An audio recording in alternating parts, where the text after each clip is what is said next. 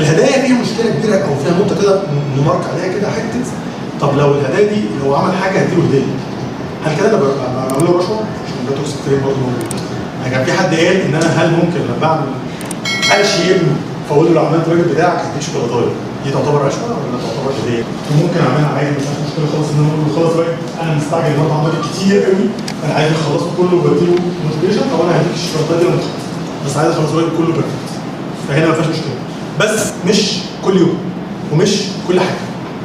وممكن ابتدي اعمل حاجات اللي هي ما اقولوش يعني خلص وخد، لان ده النوع اللي بيحب الهدايا هو عايز كده اصلا، فهو انا لازم اهديها له بس ما اجيبهالوش من ناحيه كده عشان ما يتعودش الحاجه مقابل حاجه. النقطه دي لازم نوظف منها كويس قوي بالذات في الاطفال اللي اللغه الاب بتاعتهم الهدايا.